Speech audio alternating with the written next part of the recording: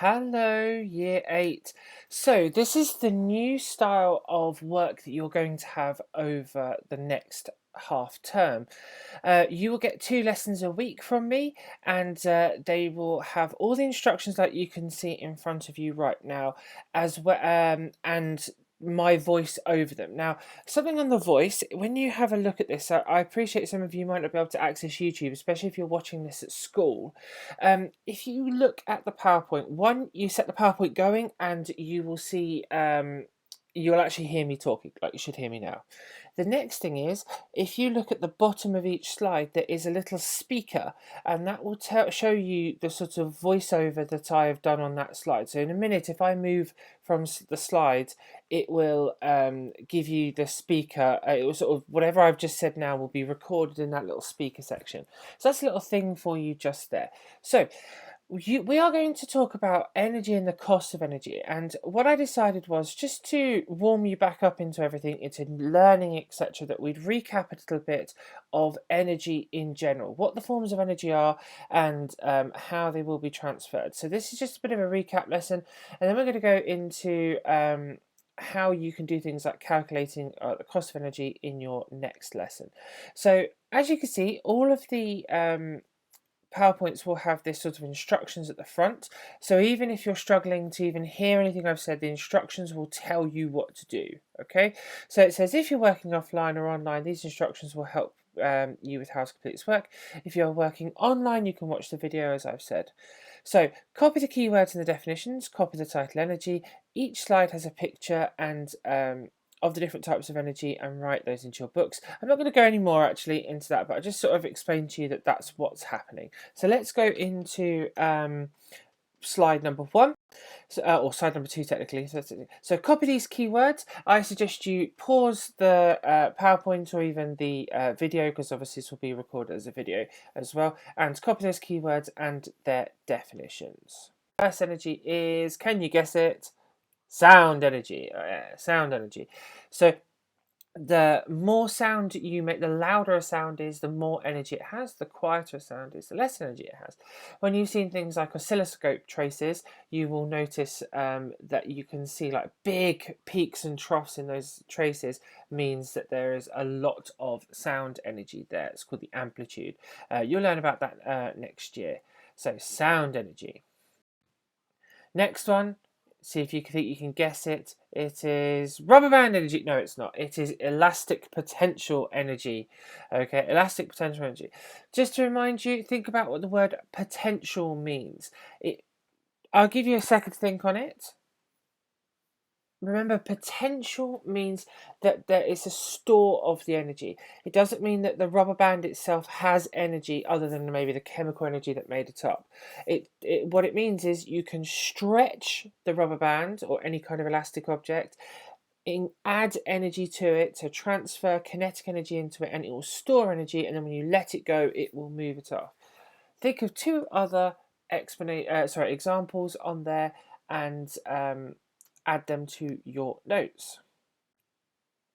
This energy, British gas energy. No, I'm only joking. Actually, it is a British gas picture. It is heat energy. So heat energy. Nice and simple one there.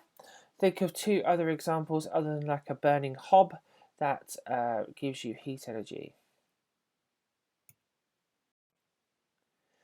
This energy is to represent things going fast or moving. Let's see if you can think of it. It begins with a K. Kinetic energy or movement energy. We always say kinetic energy.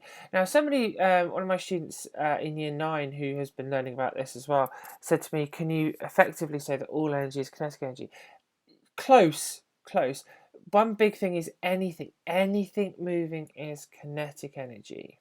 Okay, so it has kinetic energy. So that's always the best thing to remember. Anything, even if you move your arm up or down, that's kinetic energy. Okay. Next one. This represents 2, in fact. Let's see if you can think about it. I'll give you a couple of seconds to think. If you thought light and electrical, you are correct. Well done. Okay, light energy, form of energy, and electrical energy, the energy sort of transferred as electrons move. They are charge carriers. They carry electrical energy and carry charge. Don't forget in all of these to add 2 more examples of your own ones. So 2 more examples of light energy, 2 more examples of electrical energy. They can overlap. Okay, that's a big clue. There's something big and glowing in the sky that has light energy and also probably heat energy. Okay. Next one, right? This one, if you can imagine, I've already put you 4 pictures on here. So in the theory, I don't mind that you could write this down. This is like a top tip for learning anything about energies, especially when it comes to GCSEs later on. All right, this energy, if you know what it is chemical energy. Now, talk through chemical energy a little bit. All batteries transfer chemical energy into electrical energy. It's a chemical reaction that produces electrons. Okay, burning fuels, petrol, diesel, anything like that, wood will burn, will transfer the chemical energy inside of the fuel, possibly into more chemical energy, normally light and heat and things like that. That's that. Burning candle is exactly the same, but I've put those examples in to help you because it comes up all the time in questions that people forget that things like in a car, it's chemical energy that's being transferred into kinetic energy. And last one, Homer Simpson and his little brain, is just to represent humans. Humans and any living organism have chemical energy inside us. How I am talking to you now is my muscles are transferring the chemical energy in my body into kinetic energy. The muscles are contracting and making my mouth move and things like that. Okay, so chemical energy, super important. It's there all the time. All right, anything that's like a living organism and things like that will have chemical energy. Any fuels, etc., chemical energy. Batteries in phones, cameras, etc., all chemical energy. All comes up in past questions and stuff. This one's very easy, I think. So this one you should know is nuclear energy. Yay! Nuclear energy. So easy one, that one. Think of two other things of nuclear energy. That glowing thing in the sky is also a form or an example of where nuclear energy comes from. Nuclear energy, the energy of splitting an atom. Okay, the energy that's released when things are when the energy is transferred out, when the atoms are broken or stuck together. In fact, lots of energy released there. This energy, can you guess it? Next energy. Let you think on it a little bit. Gravitational potential energy. Well done, or GPE. And I've said this: the energy in an object that is high up. When the object falls, it has. Think about it. Hope you said kinetic energy. Very good. Kinetic energy. When it falls, it has kinetic energy because it's moving again. But what you can do is transfer kinetic energy into an object in the form of gravitational potential energy, so stored energy, up nice and high, and the higher it goes, the more gravitational potential energy it will store, and then as you let the object go, it will have more kinetic energy. So there's a transfer. In an ideal world, there should be a direct transfer. You should have a direct transfer of the kinetic energy into gravitational potential energy, but there are losses as a object falls. I'm going to let you think about what those losses might be. I'm going to give you, I can see on my slides here, it tells me so. I'm going to give you about 5 to 10 seconds, just think about what losses there may be. You even want to pause this video or the slideshow. That's the whole beauty of this. Pause at any point you need to. Okay, so when there are losses, things like air resistance, friction, anything that where the particles rub against the falling object, there will be a loss of energy. So in my classes, I often show you things like perpetual motion machines and things like that because I think they're fascinating. Because you will never, ever be able to create a perpetual motion machine. Perpetual motion is a machine that basically you put the energy in and it will never lose it. It's impossible. Cannot do that because there'll always be some form of air resistance to things as a minimum, let alone other friction of things whirring together. Maybe if you want to, after looking at this, look at some perpetual motion machines. They are very cool, and see if you can think of where the energies are lost in that. Right, so we're on to our second part. This bit's very simple, okay? I'm just going to ask you to copy something, and it's just about the law of conservation of energy. So, law of conservation conservation of energy is energy can neither be created or destroyed. It can only be transferred from one state to another. So those of you I taught last year will know that I was giving out bad notes to people that said things like energy is made in the sun.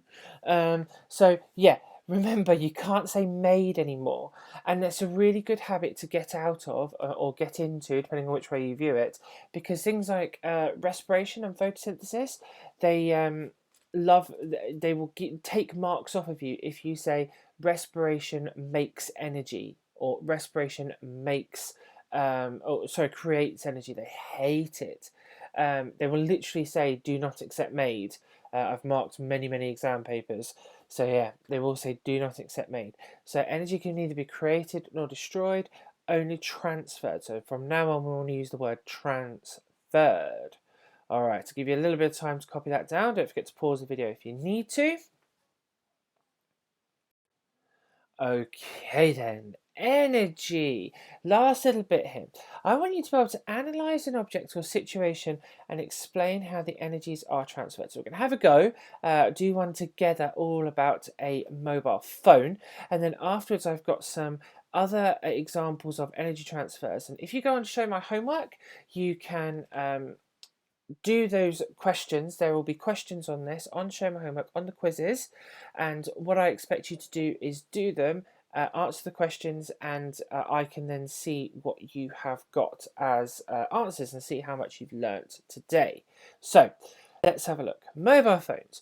What are the energies transferred in a mobile phone when playing a game on it? And I said discuss. I'd like you to think about it. Go and talk to your parents. You know, you've learnt about these energies. Go show them what you've learnt so far, and tell them, look, this is what you've got. What do you think of the energies in there?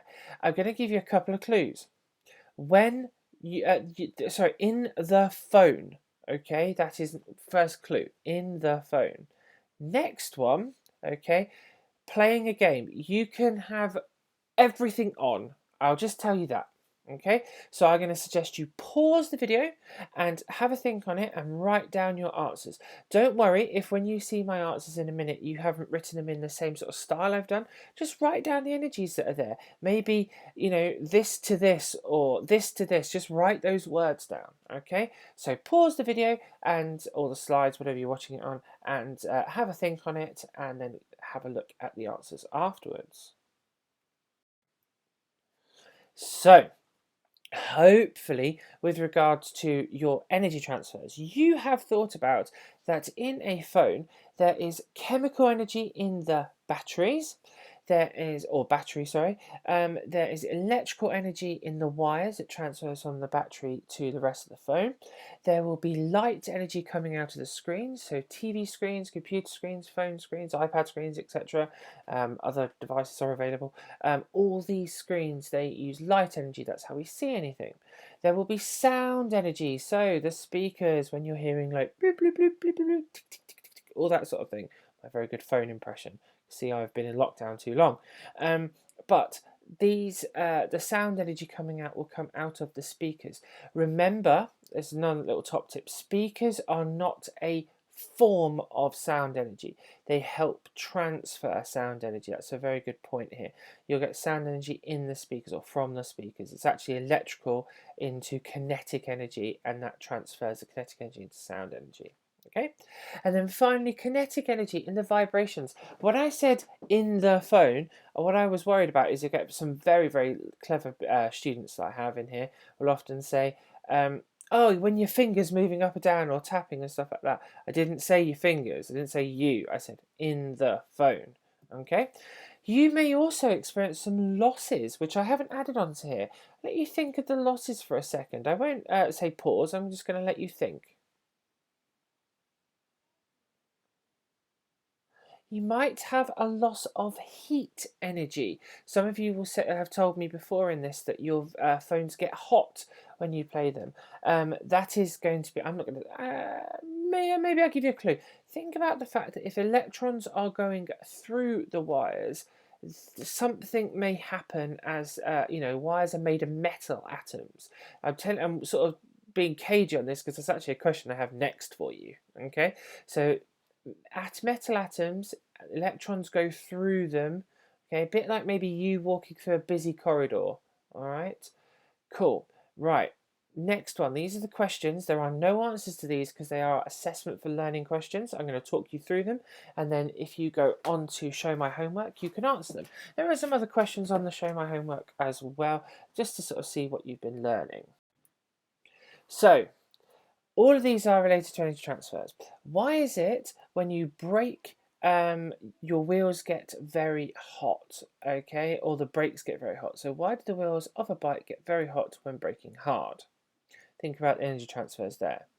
Which type of car is more efficient? Petrol or electric? Obviously petrol or diesel, or gas. I don't, I'm simple there. I just meant fuel based or electrical based. So think about, again, energy transfers there. How is the gravitational potential energy store of an object increased? So can you tell me that? Maybe go back to one of my videos and see what you think there. Why do wires lose electrical energy as they transfer energy? Something for you to think about there. So these questions, the answers to them are on Show My Homework, as I've said. Next thing to just give you a little heads up of the way these lessons will be. You're going to have cost of energy next, and then in a couple of weeks' time, in a week's time, my apologies, or at some point, let's just say that, we will recap some of the things you've done in Year 7 because I think it's incredibly important. And as Mr. Corey and I were discussing, you're actually going to learn about them in GCSE next year. Okay, so all that information will be there for you. Do your answer to show my homework, and I will hopefully see you at some point or speak to you soon. If you have any questions, please email me directly. Remember, my email address is hoffw@chertseyhighschool.co.uk. Okay, I'll put that into the show my homework link for you as well, obviously, but just to give you a little bit of help there if you need anything. Hopefully you find this video useful. Obviously any feedback and things would be brilliant. It's the first time we've kind of done it like this. So please let me know. Take care, ladies and gents. Bye.